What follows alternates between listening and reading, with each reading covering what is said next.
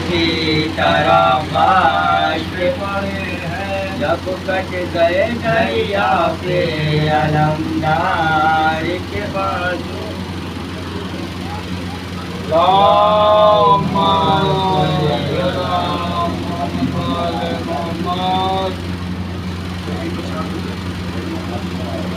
हव्वा के दोनों बेटे भी यकसा न हो सके, हव्वा के दोनों बेटे भी यकसा न हो सके।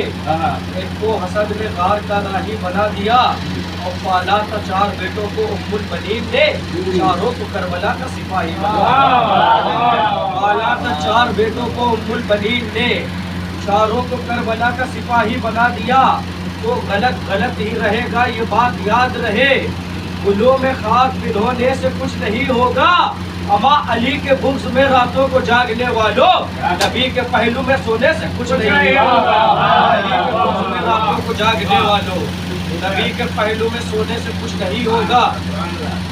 तो मुल्क अमेरिका यही तो सोच कर हैरान है, हर हुसैनी के दिलों की खामनाई जान है, और असलहों के साथ दहशत गर्द हो जाएंगे खान, नारे हैदर हमारी जंग का सामान।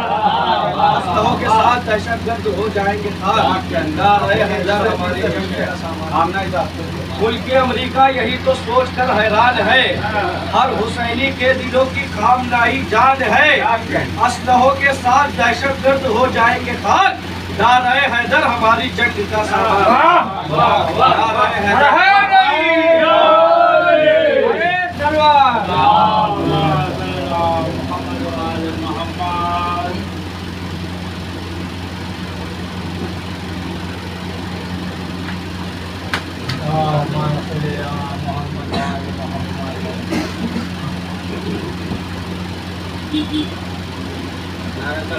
अल्लाहुम्मा सल्ली अला मुहम्मद व आले मुहम्मद।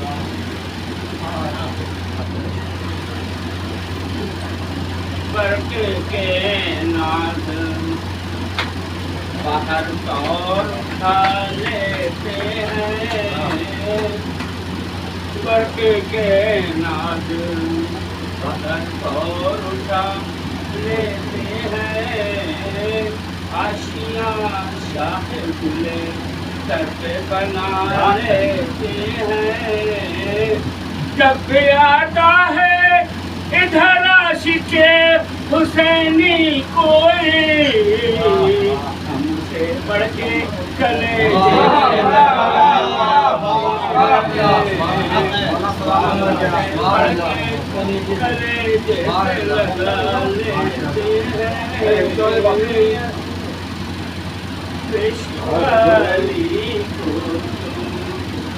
मैंने अपना माना है, पेशवारी को क्यों मैंने अपना माना है।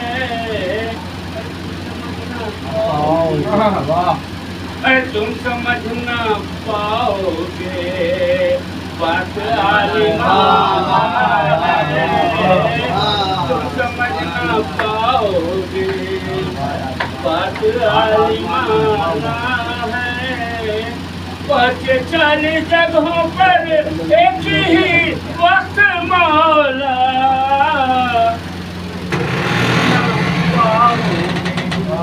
अरे तुम परख ना पाओगे बात मौजूदा है, तुम परख ना पाओगे बात मौजूदा है।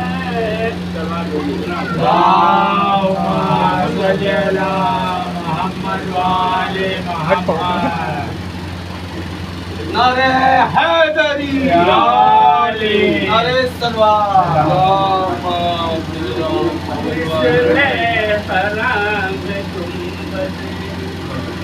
तेरा हुसैन है, मिसले हराम तेरा हुसैन है,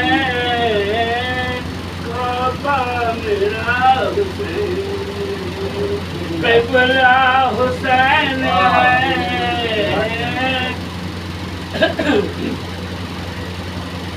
40 साल जिसने 40 سال جس نے مدد کی رسول کی، اس محسن رسول کا پوتا حسین ہے، اس محسن رسول کا پوتا حسین ہے، کر ٹکرائے ابن فقیر شام، کیوں کر ٹکرائے ابن فقیر شام، اور شیر خدا کے شیر کا بیٹا حسین ہے،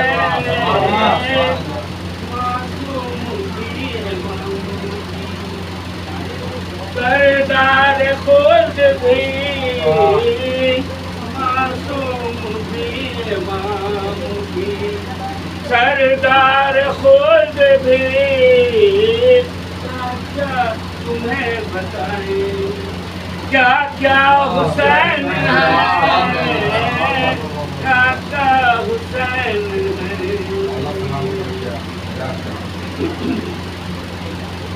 معصوم بھی امام بھی، سردار خود بھی، میرا حسین مجھ سے ہے، میں ہوں حسین سے، میرا حسین مجھ سے ہے، میں ہوں حسین سے، ارے میرا حسین مجھ سے ہے، میں ہوں حسین سے، سورج رسول پاک اجالا حسین ہے، سورج رسول پاک اجالا حسین ہے،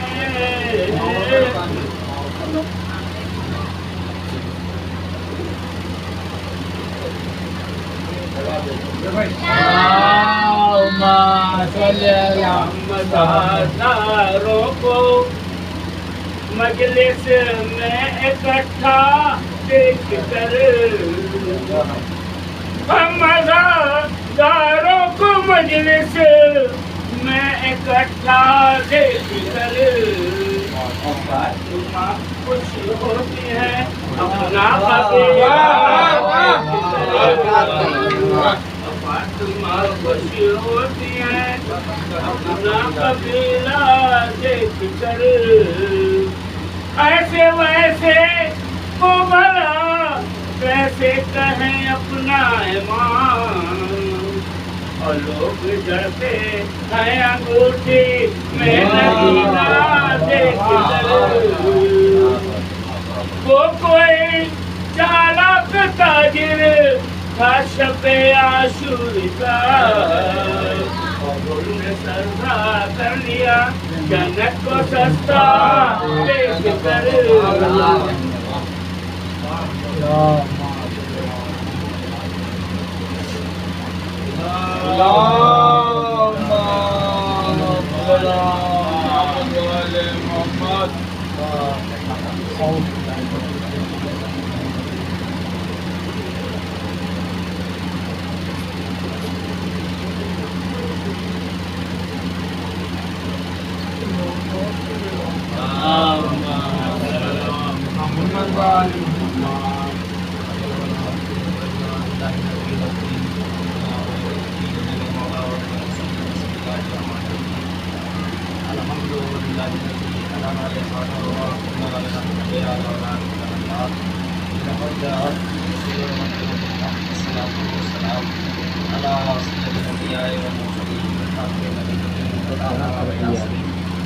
سيدنا ونبينا وحبيبنا ومولانا ومولانا الثقلين يغفر لنا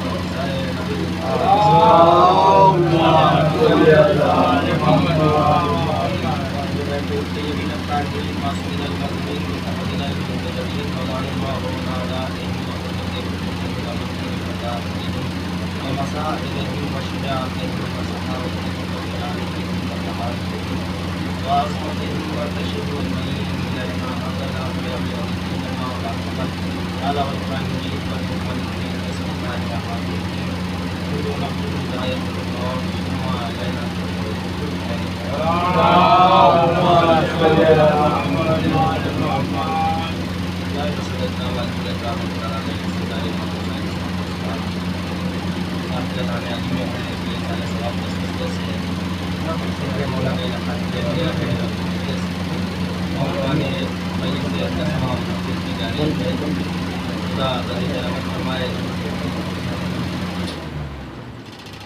मोहतरम मरहूम मकबूल कमर मेहंदी साहब को और उनके पसंदगान को सब्र जमील अता फरमाए।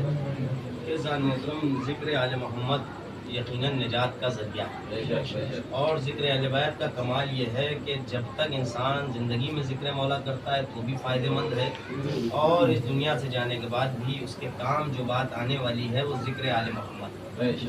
और जान मोहतरम मैंने इससे पहले भी इसाले सवाब की मेरे में ये बात अर्ज़ फरमाई थी कि ईसाल का मामला ये है कि हर वो चीज़ ईसाल के तौर पे भेजी जा सकती है जिसमें नेकी पोशीदा हो। हर वो काम, हर वो अमल ने ईसाल किया जाता है कि जिसमें सवाब जुड़ा हुआ हो, जिसमें जिसे नेकी कहा जाए। अगर आप किसी भूखे को खाना खिलाते हैं तो ये भी ईसाल है, नियत है। और ईसाल सवाब का मामला ये भी नहीं है कि आप अगर किसी एक मरहूम की नियत से खाना दे रहे हैं तो वो सिर्फ एक ही मरहूम की नियत से है तो उसका सवाब महदूद है, नहीं।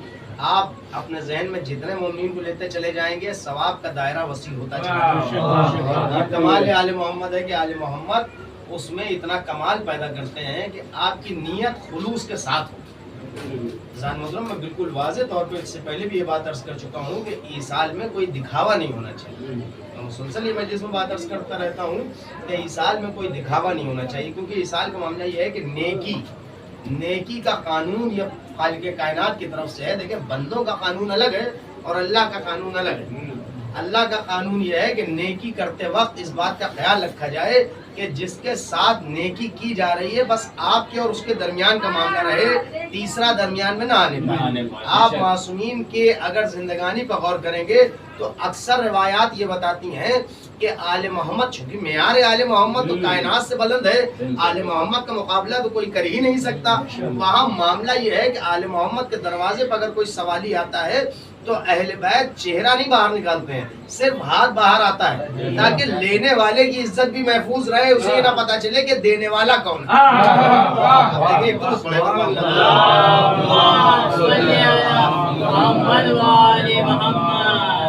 इस कदर एहतराम आले मोहम्मद ने हुर्मते नफ्स का रखा, इंसानों की इज्जत का इतना ख्याल रखा कि हो सकता है लेने वाला चेहरे को देख के शर्मिंदा हो कि हर बार इन्हीं से मांगते हैं और हर बार यही अता करते हैं। तो अहले बैत इतना ख्याल कर रहे हैं इज्जत नफ्स पामाल न होने पाए, लिहाजा मासूमीन ने ये हमें सलीका सिखाया कि देते वक्त जरूर नहीं है कि सामने वाले आने वाले साहिल की आंखों में आंखें डाल दी जाए कि उसको ये लगे कि साहब आप हम पर एहसान कर रहे हैं, नहीं।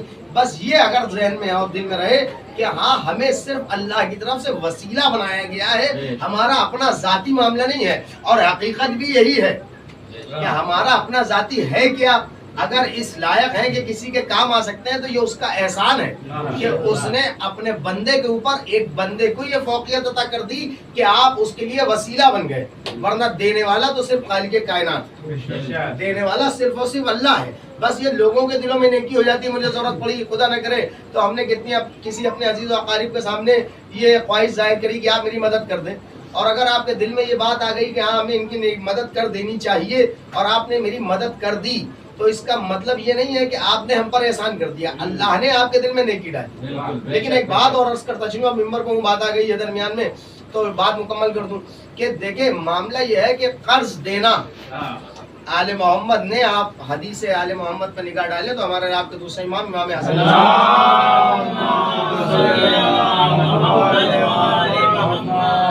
मौला इमाम हसन अलैहिस्सलाम ने इरशाद फरमाया कि कर्जा देना ये बहुत नेक अमल है, एहसन अमल है।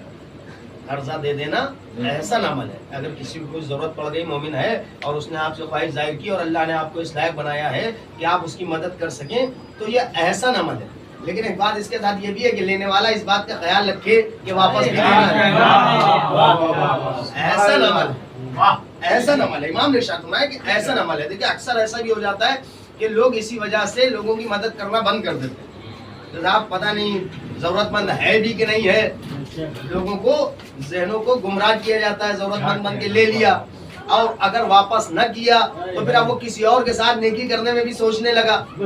اب ہو سکتا ہے ہم نے کسی کو بیوقوف بنا دیا. اب میں اپنے اوپر بات رکھ کے عرض کر رہا ہوں کہ ہم نے اگر کسی کو خدا نہ کرے بیوقوف بنا کے لے لیا, ضرورت تھی یا نہیں تھی وہ ایک الگ کا مسئلہ ہے, اب ہم دینے کا ارادہ نہیں رکھتے ہیں. اب ہمارے جلال بھائی سوچ رہے ہیں افضل بھائی ایک بار ٹوپی دے چکے ہیں, اب کوئی بھی آئے گا دیں گے نہیں, اب کوئی بھی آئے گا دیں گے نہیں. تو اس کے ساتھ کیا ہوا؟ پہلی بات تو یہ ہے کہ ایک یہ عظیم عمل سے باہر ہو گئے. اب یہ اس عمل کو دوبارہ انجام ہی نہیں دیں گے کہ اب ہم نے تو نیکی سمجھ کے دی تھی, لیکن لوگوں نے اس نیکی کا غلط فائدہ اٹھا لیا تھا. کہ قرض کے معاملے میں چیزیں بار بار ہو جاتی ہیں, پریکٹیکلی ہر انسان اپنی زندگی میں کبھی نہ کبھی اس چیز کا سامنا کرتا ہے. لیکن ایک بات میں عرض کروں, آل محمد نے اس کے سلسلے سے یہ بات بیان فرمائی.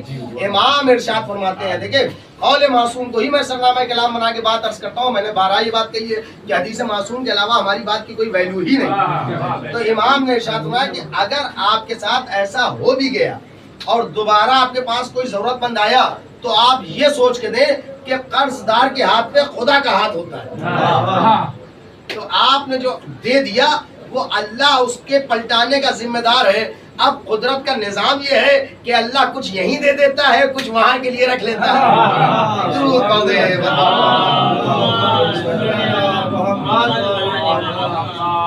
کہ یہی مل جائے گا, وہاں کے لیے بھی کچھ چیزیں چھوڑ دی جائیں, اور جب وہاں عطا کرے گا تو دیکھیں وہاں سب کو ضرورت ہونے والی ہے. وہاں کا معاملہ یہ ہے کہ وہ جملہ بزرگ اکثر یہ بات کہتے ہیں کہ کفن میں جیب نہیں ہوتی, تو یہاں سے تو لے کے کوئی جاتا نہیں ہے, تو وہاں جو مل جائے گا سوچے کتنا کام آنے والا ہوگا. جس وقت انسان کے پاس اپنا ذاتی کچھ بھی نہ ہوگا, اس کے پاس ساتھ وہی اعمال ہوں گے جو وہ کر کے گیا ہے. تو اگر یہاں اس کا کسی نے 2-4-10 ہزار مار بھی دیا, اب اللہ وہاں دینے والا ہے. اور دیکھیں میدان محشر کی روایتوں میں یہ بات بالکل واضح طور پہ بیان ہوئی ہے کہ اللہ قرض دار کو دینے والے کے سامنے کھڑا کرے گا, یہاں لوٹائیے. اب یہاں تو گنجائش ہے کہ لوٹایا جائے, یہاں تو راستہ تلاش کیا جا سکتا ہے کہ بھائی کوئی صورتحال ہو.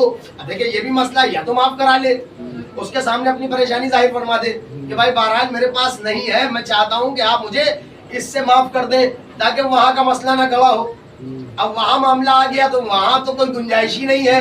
یہاں تو کہتے صاحب اوور ٹائم کر کے دے دیں گے, 2 شفٹ میں کر کے دے دیں گے, اپنا معاملہ کوئی ذاتی روک لیں گے, اس کے ذریعے سے دے دیں گے. لیکن وہاں کوئی گنجائش نہیں رہتی. منظر بھائی توجہ چاہتا ہوں, وہاں کوئی گنجائش نہیں رہتی, تو پھر وہاں کہاں سے دے گا؟ لہٰذا اسی لیے کیا کہا, دیکھیں حقوق 2 طرح کے ہوتے ہیں, ایک حقوق خدا, ایک حقوق عباد. ایک بندوں کا معاملہ ہے, ایک خدا کا معاملہ ہے. نماز نہیں پڑھی یہ اس میں ہمارا اور خدا کا معاملہ ہے, لیکن قرض بندے سے لیا ہے تو معاملہ بندے کے درمیان کا ہے. پروردگار آواز دے گا جب تک اس سے تمہارا معاملہ صاف نہیں, میری طرف سے بھی بخشش نہیں ہوگی. حقوق عباد کا معاملہ یہ ہے کہ اسے یہیں فائنل کر کے جانا ہوگا. دیکھیں کیونکہ سال کی مجلس ہے, میں جسے 10واں لحاظہ بات میں عرض کر رہا ہوں اس حوالے سے کہ عزیزان محترم اس معاملے میں پروردگار عالم ذات کی واضح طور پہ یہ باتیں معصومین نے بیان فرما دی ہیں کہ اس میں اللہ مداخلت نہیں کرے گا. یہ آپ کا آپ سے مسئلہ ہے, ان سے آپ کو اپنا معاملہ صاف کرنا, یہاں دیجئے. اب سوچیں وہ عدالت وہاں تو کوئی رشوت چلتی نہیں ہے, وہاں تو کوئی سفارش کا مسئلہ نہیں ہے. وہاں تو آپ یہ نہیں کہہ سکتے آپ ان کی ضمانت لگوا دی جائے. وہ دن تو ڈے آف جسٹس ہے, وہاں کوئی کسی کے ساتھ سفارش والا نہیں ہے کہ آپ ان کا چہرہ لے آئیے اور ان سے بات کرا دیجئے اور یہ گارنٹر بن جائیں گے. نہیں, وہاں ہر آدمی خود اپنی گارنٹی کے لیے پریشان ہوگا. سوائے آل محمد کے کوئی کسی کی سفارش وہاں کر نہیں سکتا, اور سفارش آل محمد کی وہی کریں گے جو آل محمد کے راستے پہ چلا ہوگا. آل محمد, بات مکمل کروں, جو آل محمد کے راستے پر چلتا ہے وہ پھر کسی کی لیواری نہیں کرتا.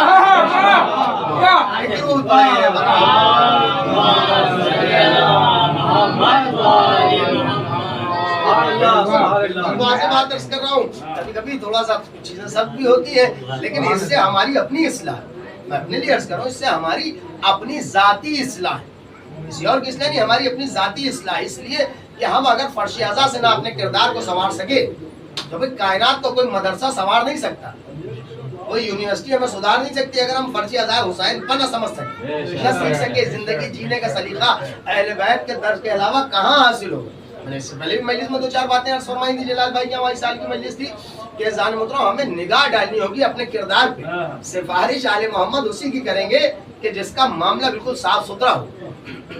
अहले बैत जो सिफारिश करेंगे वो यकीनन आले मोहम्मद करीम है, शाफी मुशफ़्फ़ा है, उनकी जुबान पे अगर किसी की शफात आ गई तो अल्लाह उसे फौरन कबूल कर ले। ये दुश्वारियां मसाइल सबके साथ है, जिंदगी है तो मसले मसाइल है, दुश्वारियां है, परेशानियां, इस बात से इनकार नहीं है।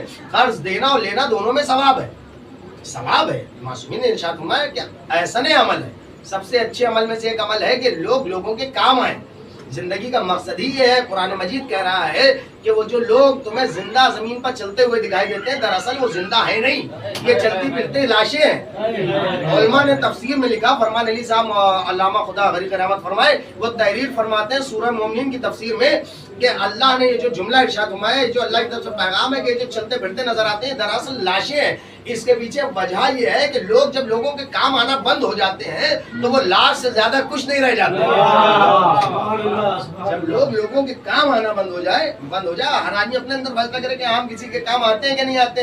अब काम आने में ये जरूरी नहीं है कि हम पैसे से ही काम आए, जुबान से काम आए, इखलाक से काम आए, जो चीज आती है उससे आप काम आ जाए। जो आपके अंदर अल्लाह ने खूबी अता की, क्योंकि कोई ऐसा हुआ जमीन पर नहीं है अल्लाह ने जिसे कोई ना कोई खूबी ना अता की, कोई खूबी अल्लाह ने हर बंदे के अंदर रखी है। अशरफ मखलूक सब है, ऐसा नहीं है कि जो आलिम दीन है वही अशरफ मखलूक है, जो टीचर है वही अशरफ मखलूक है, नहीं। अल्लाह ने कुछ ना कुछ सलाहियत रखी है। हो सकता है आप कोई बेहतरीन कारीगर हो और हमें उसकी जरूरत पड़ी तो उसने कहा चलिए आप मेरे मोमिन भाई हैं, आप हमारे गदीरी भाई हैं, दूसरा से जो प्रॉफिट कमाते हैं उससे आधा कमाएंगे। तो ये है जिंदा होने की दलील। इससे आसान क्या करो, एक दुरूद पढ़े पर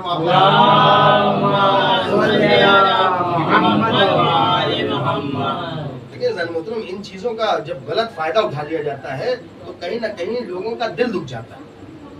किसी ने लिया कर्ज और उसके बाद उसे उसकी पहले ही नियत हो गई कि अब देना ही नहीं है, अब देना ही नहीं है, अब तो साहब हो गया मामला, अब क्या करना। उसकी वजह से हुआ क्या, उसने फिर किसी और को भी इनकार कर दिया, क्योंकि दिल है जब वजन हो जाता है तो फिर आदमी कहता है यार नहीं भाई अब किसी काम नहीं है। क्योंकि अक्सर ऐसा भी होता है कि एक दो नहीं कई लोगों से इंसान धोकर खा जाता है, धोखा हो जाता है, तो इसकी वजह से। लेकिन अल्लाह उसका वादा कर रहा है, मैं अर्ज इसलिए कर रहा हूँ कि अल्लाह उसका वादा कर रहा है कि हम तुम्हें उस डेढ़ रकम को हमारे लेजर में वो चढ़ रही है, हमारे लेजर में वो चढ़ी हुई, अल्लाह उसको अता करेगा और उस दिन अता करेगा जिस दिन सबसे ज्यादा जरूरत, सबसे ज्यादा जरूरत होगी, जो दिन जो मैदान महशर है वो नेकी की शक्ल में आपका कर्जा आपके काम आ जाएगा।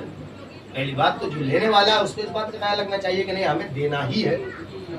और यहाँ तक मामला है कि आले मोहम्मद ने ये वादा किया है, हदीस है मौलाए कायनात हजरत अली इब्न अबी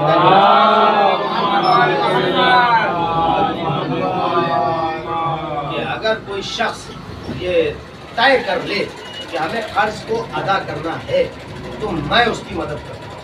कर्ज के अदा करने में मैं अली इब्न अबी तालिब उसकी मदद करूँ। इमाम ने वादा किया, अगर मैं सच्चे दिल से इंसान ये बात तय कर ले कि हाँ मैं ये कर्ज है मेरे ऊपर और हमें इसको उतारना है तो फिर मौला उसकी मदद करते हैं। अब आप सोचें जिसकी मदद मुश्किल कुशाए कायनात करते हैं, जिसकी मदद जनाब अमीर करते हैं। फिर और देखिए ये तमाम चीज़ें हमारी निगाहों के सामने हैं, ये तमाम किरदार आप देखिए कि अहले बैत के घराने में जो लोग पाए गए या जो असहाब व अंसार में से हैं उनके किरदार पर निगाह डालें कि कितने पाकीज़ा जिंदगी उन्हीं ने गुजारी। कि जनाब अबू ज़र गफ़ारी क्या कहना पैगम्बर खुदा का कि इरशाद फरमाया कि अबू ज़र तुमसे ज्यादा सच्चा आसमान ने देखा ही नहीं, जमीन ने तुमसे ज्यादा सच्चे का बोझ नहीं उठाया। कितने अजीम है जनाब अबू ज़र गफ़ारी कि पैगम्बर खुदा कह रहे हैं कि तुमसे ज्यादा सच्चे का वजन जमीन ने उठाया ही नहीं, आसमान ने तुमसे ज्यादा सच्चे पे साया नहीं किया, तुमसे ज्यादा सच्चे को आसमान की निगाहों ने नहीं देखा। कितना पाको पाकीज़ा किरदार है कि तारीख लिखती है कि बादशाह वक्त ने बुलाया, खलीफा वक्त ने बुलाया और बुलाने के बाद जनाब अबू ज़र गफ़ारी के हवाले कुछ रकम कर दी और कहा अबू ज़र गफ़ारी ये रकम लेते जाइए और लोगों में तकसीम कर दीजिएगा जो ज़रूरतमंद हो। रकम दे दी, जनाब अबू ज़र गफ़ारी अपने घर को चले। तारीख कहते घर में पहुंचे, कुछ लम्हा गुजरा कि दरवाजे के ऊपर आने के बाद दकुल बाब हुआ, देखा कौन اپنے گھر میں دولت چھپا رکھی ہے. دیکھیں بادشاہ چاہتا ہے کہ جناب امیر کے ساتھ صحابی ہیں, پیغمبر کے سچے ساتھی ہیں, لہٰذا ان پہ کوئی الزام لگایا جائے. ابھی دولت دی ہے, ابھی گھر میں ہوگی جناب ابوذر کے. دروازہ کھٹکھٹا دیا, آپ چھاپا پڑ گیا, کہا کیا ہے؟ کہا ہم نے خبر ملی ہے کہ آپ کے گھر میں دولت ہے. جناب ابوذر غفاری دروازے سے ہٹ گئے, لوگ اندر گئے, سپاہیوں نے تمام چیزوں کو دیکھا, چیک کیا. اب مختصر سا جناب ابوذر غفاری کے گھر میں سامان ہے, آپ جانتے ہیں کہ جناب امیر کے ساتھی ہیں. جب گورنر بنا کے بھیجا تو کیا تھا, ایک لوٹا, ایک جو ہے چٹائی. تو لوگوں نے کہا صاحب اس سے زیادہ کہنے, اس سے زیادہ ضرورت میرے مولا کو نہیں پڑی تو مجھے کیا پڑی.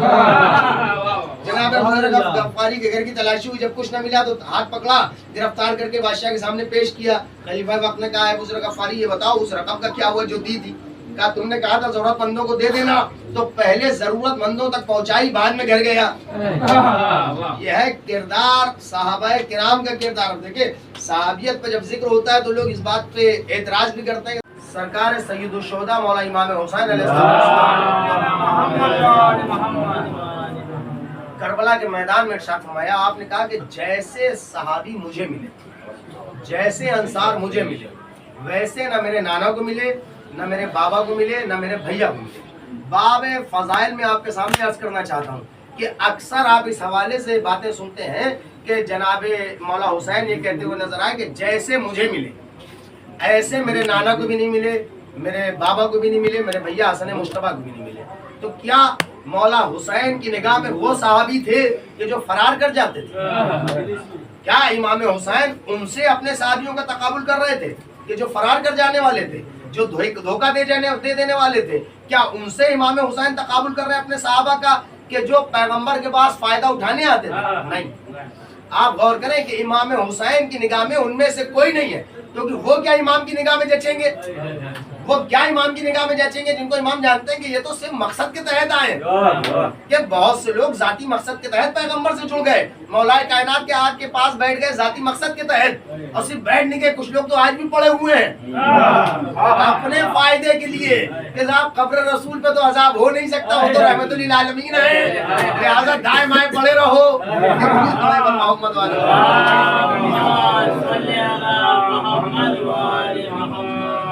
اس طرح کی چیزیں ہوتی ہیں. صاحب یہ بتائیے کہ آپ لوگ سنتے رہتے ہیں کہ آپ لوگ چاہتے ہیں کہ غفرہ ماب میں دفن ہو جائے, ساری مجلس ہے تو یہ بھی بات عرض کروں, غفرہ ماب میں دفن ہو جائیں. کیوں دفن ہو جائیں غفرہ ماب میں, جبکہ وہاں لاکھوں لاکھوں روپے خرچ ہو رہے ہیں قبروں کے لیے. آپ غفرہ ماب میں دفن ہونا کیوں چاہتے ہیں؟ کہ ہر چیز کے پیچھے کچھ نہ کچھ بنیاد ہوتی ہے. جب آدمی وجوہات نہیں جانتا تو سب باتیں کرتے ہیں, لیکن ہر چیز کے پیچھے کوئی نہ کوئی وجہ ہوتی ہے. آپ دیکھیں گے صاحب کیوں دفن ہو جائے, کیونکہ وہاں آیت اللہ دفن ہے, اور جہاں کوئی آیت اللہ و مرجع دفن ہوتا ہے پھر اس زمین پہ عذاب نہیں ہوتا, اس زمین پہ عذاب نہیں ہوتا. صاحب روضہ معصومین پہ قبریں کیوں لوگ بنواتے ہیں, دفن ہونا کیوں چاہتے ہیں؟ صاحب وہ رحمت کا دروازہ ہے.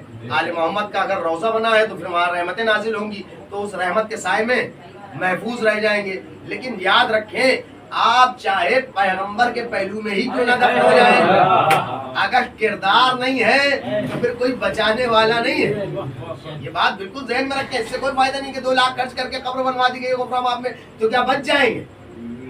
صاحب اگر کردار بہتر ہوگا تو کہیں بھی دفن کر دیے جائیں. دیکھیں تاریخ گواہ ہے کہ قاضی نور اللہ شوستری علیہ رحمہ کو شہید کرنے والے نے لے جا کے وہاں پھینکا کہ جہاں لوگ غلاظت ڈالتے تھے, لیکن شہزادی نے کیا کہا, میرا بیٹا وہاں ہے, اس کو لا کے یہاں قبر بنائی جائے.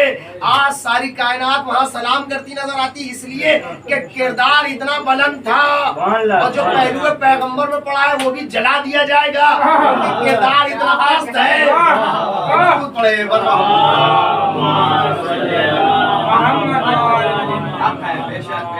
ہر چیز کے پیچھے وجوہات ہوتی ہیں, ہر چیز کے پیچھے وجوہات ہوتی ہیں. آپ دیکھتے ہوں گے کہ ابھی مختارنامہ وغیرہ سب لوگ دیکھتے رہتے ہیں کہ لوگ جو ہیں جو صحابی دکھائے جاتے ہیں جناب مختار وغیرہ اور ان کے ساتھ والے, آپ نے دیکھا ہوگا کہ وہ اپنے سر پہ ایک کپڑا ڈالے رہتے ہیں, اس کے سائڈ دونوں کور رہتے ہیں, اکثر آپ لوگ دیکھتے ہیں. تو یہ صرف عرب کلچر نہیں ہے, یہ صرف اور صرف عرب کلچر نہیں ہے. عرب کلچر وہ ہے جو تو باندھا رہے لوگ رہتے ہیں. یہ کیا ہے, آل محمد کے لیے بھی یہ ملتا ہے کہ معصومین اپنے سر پہ ڈھانکے رہتے تھے کپڑا جس کے دونوں پلے سائڈوں میں پڑے رہتے تھے. لیکن میں بات عرض کر رہا ہوں, ہو سکتا ہے کبھی آپ لوگوں نے نہ سنی ہو, روایت میں نے کتاب میں پڑھی, لہٰذا میں چاہتا ہوں میرے چاہنے والے سننے والوں تک پہنچ جائے. آل محمد نے کے گھرانے میں یہ طریقہ اور یہ دستور رہا اور اس کو معصومین نے اپنے صحابیوں تک پہنچایا، اور اس کی وجہ یہ ہے کہ چھٹے امام امام جعفر صادق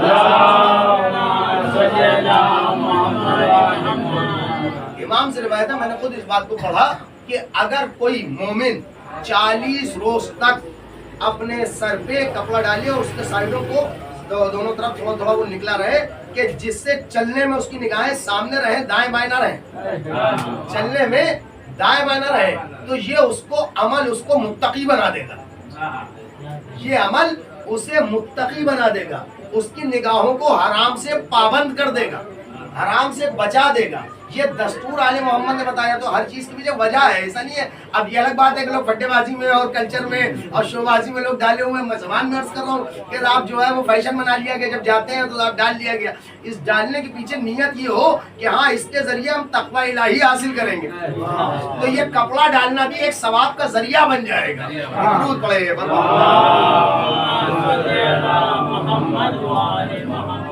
میں نے پہلے ہی عرض کیا کہ ہر وہ چیز ثواب حاصل کی جا سکتی ہے جو اس میں ثواب شامل ہے، جس کی نیت بیٹھی ہوتی ہے۔ امام حسین علیہ السلام جو کربلا میں کہہ رہے ہیں کہ جیسے مجھے ملے ایسے میرے نانا کو بھی نہیں ملے، تو امام کی نگاہ میں وہ نہیں ہے جو چھوڑ کے بھاگ جاتے ہیں۔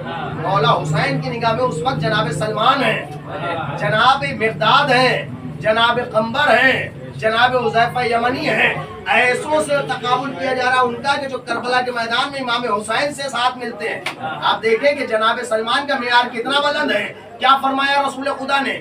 السلمان منا اہل بیت، سلمان ہم اہل بیت میں سے ہیں، سلمان ہم اہل بیت میں سے ہیں۔ ایسوں کے لیے امام حسین کہہ رہے ہیں جیسے مجھے ملے ایسے میرے نانا کو بھی نہیں ملے۔ جناب سلمان کے لیے پیغمبر خدا نے ارشاد فرمایا کہ سلمان لقمان سے افضل ہیں، جناب سلمان جناب لقمان پیغمبر سے افضل ہیں، یہ حدیث پیغمبر خدا ہے۔ تو اب ایسوں سے تقابل امام حسین کر رہے ہیں کہ میرے صحابہ سلمان جیسوں سے افضل ہیں۔ فرار کرنے والوں سے مقابلہ تھوڑی نہ ہو رہا ہے کہ ہم ان سے افضل ہیں جو بھاگ گئے، ان سے افضل ہیں جو پیغمبر کو چھوڑ گئے، نہیں، ان سے ملا رہے ہیں کہ جو محترم ہیں، جن کا مذہب اسلام پر احسان ہے، اس لیے کہ ان کا احسان ہے، لیکن اگر حسین کے صحابی نہ ہو تو ان کا احسان ختم ہو جائے۔ آپ دیکھیں جناب عمار یاسر مولا کائنات کے صحابہ میں مشہور ترین نام، لیکن کیا ہے جناب عمار یاسر کا مقام و مرتبہ؟ جناب عمار یاسر کا مقام و مرتبہ اتنا بلند ہے کہ پیغمبر خدا نے ارشاد فرمایا کہ عمار یاسر کے لیے حدیث ارشاد فرمائی کہ عمار یاسر حق کے ساتھ ہیں اور حق عمار کے ساتھ ہے۔ آپ دیکھیں کہ یہ حدیث آپ بارہا سنتے ہیں، کس کے حوالے سے؟ جناب امیر کے حوالے سے سنتے ہیں کہ مولا کائنات کے لیے پیغمبر نے ارشاد فرمایا کہ علی حق کے ساتھ ہے، حق علی کے ساتھ ہے، لیکن صرف مولا کائنات کے لیے نہیں ارشاد فرمایا بلکہ جناب عمار یاسر کے لیے بھی ارشاد فرمایا کہ حق عمار کے ساتھ ہے، عمار حق کے ساتھ ہے۔ نجف اشرف میں ایک عالم دین رہا کرتے تھے، اہل سنت عالم دین تھے، آل محمد سے محبت رکھتے تھے، انہوں نے ایک کتاب لکھی خصوصیت جناب امیر، اور اس میں جو پہلی حدیث لکھی وہ یہی لکھی کہ مولا کائنات کے پیغمبر نے ارشاد فرمایا کہ حق علی کے ساتھ ہے اور علی حق کے ساتھ ہے۔ روایت کہتی ہے کہ شیخ صدوق علیہ رحمہ تک وہ کتاب پہنچی۔ اب دیکھیں خصوصیات کا مطلب یہ ہوتا ہے کہ جو صرف ایک میں پائی جاتی ہے وہ دوسرے میں نہ پائی جاتی۔ بھائی خصائص کا معاملہ یہی ہے نا کہ جو چنندہ کوالٹی ہوں گے صاحب اس میں ہے وہ کسی میں نہیں ہے۔ تو جب شیخ صدوق پاس پہنچی تو شیخ صدوق اس کتاب کو لے کے چلے اور جانے کے بعد اس عالم دین سے ملاقات کی اور کہا تم نے یہ جو پہلی حدیث نقل کی ہے کہ حق علی کے ساتھ ہے، علی حق کے ساتھ ہے، کیا تم نے نہیں سنا کہ پیغمبر جناب عمار کے لیے بھی یہی کہا تھا؟ پیغمبر نے جناب عمار کے لیے بھی یہی کہا تھا کہ حق عمار کے ساتھ ہے اور عمار حق کے ساتھ ہے۔ اب وہ اپنے آپ میں بڑے حیران ہوئے، انہوں نے سند دکھائی کہ دیکھو پیغمبر نے اس مقام پہ یہاں یہ حدیث بیان فرمائی تھی کہ حق عمار کے ساتھ ہے، عمار حق کے ساتھ ہے۔ اب یہ بتاؤ یہ صرف خصوصیت مولا کائنات میں کہاں بچی؟ یہ تو جناب عمار یاسر میں بھی آ گئی۔ تو وہ کہنے لگے قبلہ کیا میں نے غلط روایت لکھ دی؟ کیا میں نے حدیث غلط نوٹ کر دی؟ میری کتاب کی پہلی ہی حدیث اگر رد ہو جائے تو پھر کتاب کا معاملہ کیا ہو؟ تو شیخ صدوق علیہ الرحمہ نے کہا دیکھیے میں آپ کو شرمندہ کرنے کے ارادے سے نہیں آیا ہوں، میں آپ کو مکمل تشریح حدیث بتانے کے لیے آیا ہوں۔ اللہ کے نبی نے جناب عمار کے لیے بھی یہ بیان فرمایا کہ حق عمار کے ساتھ ہے اور عمار حق کے ساتھ ہے، لیکن عمار کے لیے صرف اتنا ہی کہا کہ حق جناب عمار کے ساتھ ہے اور جناب عمار حق کے ساتھ ہے، لیکن مولا کائنات کے لیے صرف یہ نہیں کہا کہ حق علی کے ساتھ ہے، علی حق کے ساتھ ہے، بلکہ جب حدیث بیان فرمائی تو ہاتھوں کو اٹھا کے کہا پروردگارہ حق کو ادھر موڑنا جدھر علی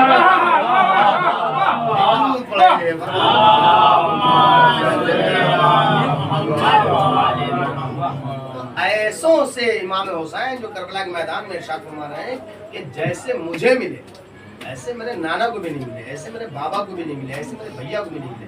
یہ اس کے پیچھے وجہ یہ ہے کہ امام حسین کی نگاہ میں فرار کرنے والے صحابہ نہیں ہیں، امام کی نگاہ میں جناب سلمان فارسی جیسے، جناب عمار یاسر جیسے، جناب حذیفہ یمنی جیسے وہ ہیں کہ جن کا معیار وقار کردار ساری کائنات پر غالب ہے، اور اس کی وجہ ہے احسان۔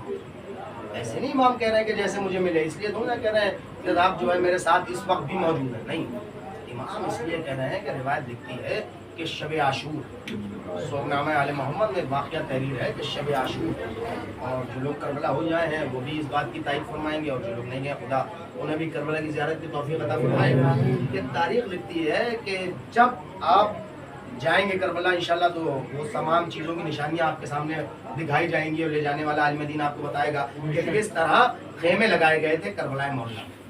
تو روایتیں لکھتے ہیں کہ سب سے پہلے اصحاب و انصار کے خیمے تھے، پھر اس کے درمیان میں جو ہے بنی ہاشم کے خیمے، اور بنی ہاشم کے خیموں کے سب سے باہر جناب عباس آئی فرمائیں ہمارے ضیاء بھائی وغیرہ بیٹے کربلا ہو جائیں سمجھ وغیرہ، تو جناب عباس کا خیمہ، اس کے برابر میں امام حسین کا خیمہ، اور اسی سے متصل شہزادی زینب، اسی سے جڑا ہوا شہزادی زینب، اور پھر بنی ہاشم کے خیمہ، اس کے باہر اصحاب و انصار کے۔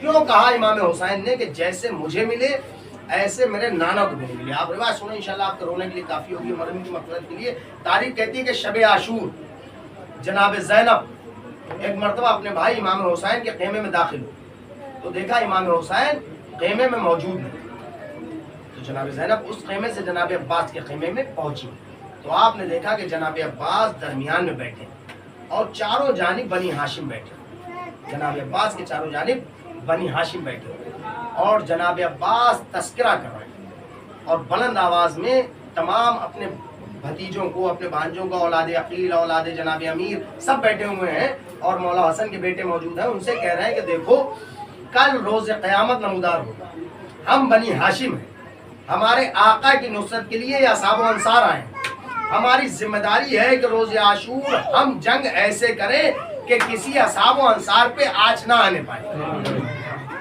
امام مولا ابو الفضل عباس اپنے بھائیوں سے، اپنے بھتیجوں سے، اپنے بیٹوں سے یہ کہہ رہے ہیں کہ ہماری ذمہ داری ہے کہ میرے مولا کے چاہنے والے جو اصحاب آئے ہیں ان پر ہرگز کوئی آنچ نہ آنے پائے، ہم اس طرح سے جہاد کریں گے کہ اصحاب میں کوئی شہید نہ ہونے پائے، ان کی حفاظت ہماری ذمہ داری، ان کی حفاظت ہماری ذمہ داری ہے۔ تاریخ کہتی ہے جب جناب زینب نے ان فقروں کو سنا تو آپ جناب عباس کے خیمے سے باہر آئیں، اور آپ نے دل میں شکر خدا کیا کہ خدا کا شکر ہے میرا بھائی بہت محفوظ رہنے والا ہے، اس لیے کہ جوانان بنی ہاشم جنگ کے لیے بالکل آمادہ ہے، اور کوئی ان کا مقابلہ کائنات میں کر نہیں سکتا۔ جناب عباس جیسی ذات، جناب علی اکبر، جناب چوتھے امام بیٹھے ہوئے ہیں، کوئی ان کا مقابلہ کر نہیں سکتا۔ لیکن تاریخ نے کہا کہ جب جناب زینب پلٹنے لگی تو ایک مرتبہ اس خیمے سے جب نکلی تو جناب زینب کو آہٹ لگی کہ کوئی اور بھی ہے جو کچھ تذکرہ کر رہا ہے، تو جناب زینب اصحاب کے خیمے کی پشت پر پہنچی، تو آپ نے سنا کہ جس طرح ابو الفضل عباس 18 بنی ہاشم کے درمیان میں بیٹھے ہیں، ایسے ہی جناب حبیب ابن مظاہر بیٹھے ہیں، اور چاروں جانب آپ کے اصحاب باوفا بیٹھے ہیں، اور جناب حبیب کہہ رہے ہیں دیکھو یہ بنی ہاشم ہیں، کل صبح جب قیامت نمودار ہوگی تو ہماری ذمہ داری ہے کہ ہم ایسے جنگ کریں کہ بنی ہاشم پہ آنچ نہ آنے پائے۔ اللہ جو جذبہ جناب عباس کے دل میں پایا جاتا ہے وہی جذبہ مولا حسین کے انصار کے دل میں پایا جاتا ہے۔ عباس چاہتے ہیں کہ اصحاب پہ آنچ نہ آنے پائے، اصحاب چاہتے ہیں کہ آل محمد پہ کوئی حرف نہ آنے پائے۔ ایسے صحابی ہیں تو حسین ابن علی کہتا ہے کہ جیسے مجھے ملے ایسے میرے نانا کو بھی نہیں ملے، ایسے میرے بابا کو بھی نہیں ملے، ایسے میرے بھیا حسن مشتبہ۔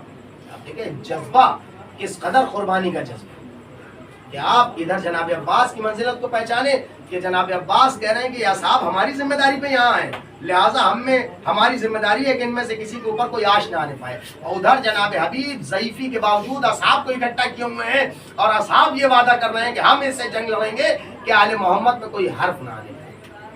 تاریخ لکھتی ہے کہ وہ اصحاب و باوفا. آپ دیکھیں کہ روز عاشور معجزے کا دن ہے. روز عاشور اس عظیم دن کا نام ہے کہ ساری کائنات مل کر کے اس دن کا مقابلہ نہیں کر سکتی.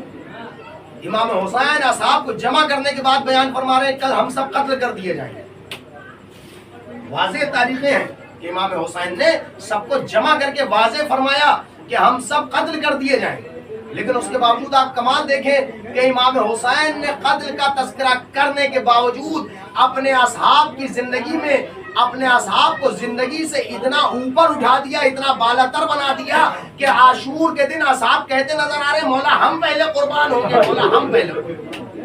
آج معلوم ہے وعدہ حسین ہے کہ سب مارے جائیں گے، لیکن مرنے پہ فوقیت کریں مولا پہلے ہمیں قربانی کا موقع دیجیے، ہمیں قربانی کا موقع. خدا کوئی غم نہ دے سوائے غم عالم. عزادار امام حسین ہمارے درمیان سے چلا یقیناً جوار مولا میں وہ اپنے مولا کی بارگاہ میں حاضر ہے. جو عزاداری میں پیش رہتا ہے، جو اپنی زندگی میں سختیاں گزار کے جاتا ہے اور اہل بیت کی محبت میں جاتا ہے، وہ شہید کا درجہ ہے، اہل بیت کی بارگاہ میں جاتا ہے. ہاں بابا صاحب دیکھیں کہ اگر بیٹوں کے سامنے ضعیف ہی کیوں نہ ہو، باپ کی موت ہو جائے تو قرار نہیں آتا. جبکہ اللہ نے اتنا احسان کیا کہ تدفین کا موقع بھی بیٹوں کو عطا کیا، قبر بھی اپنی مرضی کی جگہ پر بنوا سکے، میت و ماتم مثال بھی جتنا جی چاہے کر سکتے ہیں. ذرا غور کریں اس بیٹے کی مشکل پر جس کی نگاہوں کے سامنے حسین جیسا ماں. ان بہنوں پہ ذرا غور کریں کہ وہ بہنیں کیا منزل رہی ہوگی جناب زینب کلثوم، کیسے اپنے دل کو سنبھالا ہوگا جب دیکھا ہوگا کہ حسین جیسے بھائی کے گلے پکڑ جائے. بیٹی پہ اگر نگاہ ڈالیں تو حسین ایک بیٹی کو مدینے میں چھوڑ کے آئے ہیں، ایک بیٹی کو کربلا میں اپنے ساتھ لے گئے. غریب کربلا. ہاں مرحوم کی بیٹیاں بھی مجلسوں میں شریک ہوتی ہیں. فرضیہ بھائی کہہ رہے تھے کل بہنیں نہیں آ پائیں اس لیے مجلس نہیں رکھی گئی. اللہ اکبر. یقیناً عزیز و اقارب کو بلایا جاتا ہے کہ بہنوں سے کہا جاتا ہے پریشان نہ ہو تمہارے بھائی باقی ہیں، لیکن غربت امام حسین بھائی کے ہاتھوں میں ہتھکڑی ہے، بہن کا گلا رسیوں سے باندھا جاتا ہے. کم سن بہن 4 سال والی سکینہ تاریخ نے لکھا کہ ناقے کے اوپر اس طرح رسیوں سے باندھا گیا کہ جیسے ہی ناقے نے اپنے قدموں کو بڑھایا جناب سکینہ کے جسم اندر سے خون جاری ہونے لگا. آئے سید سجاد اپنی بہن کی حفاظت کیسے کرے، ظالموں کے نرغے میں ہے. تاریخ لکھتی ہے کہ جناب سکینہ کا جسم اس طرح چھلنی ہوا کہ جب جناب سکینہ اس دنیا سے گئی تو آپ کا لباس آپ کے جسم سے اس طرح پیوست ہو گیا کہ سکینہ کے جسم سے کرتا اتارا نہ جا سکے. خدا کوئی غم نہ دے سوائے محمد کے. یہ ایام عزا کی رخصت کے دن ہے. خدا جانے آئندہ برس کون زندہ رہے اور کسے فرش عزا نصیب ہو. اے بی بی یقیناً ہم گناہگاروں کے پاس آنسوؤں کے سوا کوئی تحفہ نہیں ہے جو آپ کی بارگاہ میں عرض پیش کر سکیں، لیکن شہزادی اتنی التجا ہے کہ اگر آئندہ برس زندہ رہے تو پھر حسین پہ آنسو بہائے. اس لیے کہ آج امام نے شاکمایا کہ جب تمہیں اپنی کسی غربت پر رونا آئے تو اپنی غربت نہ رونا، میرے جد مظلوم کربلا کی غربت کو رونا. تاریخ لکھتی ہے کہ جب پلٹ کے جناب زینب مدینے واپس آئیں، اب یہی ایام ہے کہ جب پلٹ کے جناب زینب مدینے آئیں تو ایک مرتبہ کہا سید سجاد پہلے ہماری سواری کو نانا کے مزار پر لے چلو. ارے زینب پہلے نانا سے ملاقات کرے گی. لو ناقے کو جناب رسول خدا کے مزار کے قریب لایا گیا. تاریخ لکھتی ہے کہ جناب زینب جب پیغمبر خدا کے مزار پر پہنچی تو آپ نے امام حسین کا وہ امامہ جو کربلا کے بعد لٹ گیا تھا، ارے اس لٹے ہوئے امامے کو قبر پیغمبر پر رکھا. جیسے ہی امامے کو قبر پیغمبر پر رکھا تاریخ کہتی ہے قبر پیغمبر لرزنے لگی. ایک آواز گونجی اے بیٹی زینب اس امامے کو ہٹا لو. ارے نانا میں اتنی قوت نہیں ہے کہ حسین حسین کا خون برداشت کر سکے زینب نے امامے کو گلے سے لگا لیا اے نانا رسول خدا سال بھر کے بعد آپ امامے کا لہو برداشت نہ کر سکے زینب اپنی نگاہوں سے دیکھتی رہی بھیا کے گلے پر خنجر چلتا رہا ماں جائے کو شہید کر دیا گیا کوئی مونس و مددگار نہ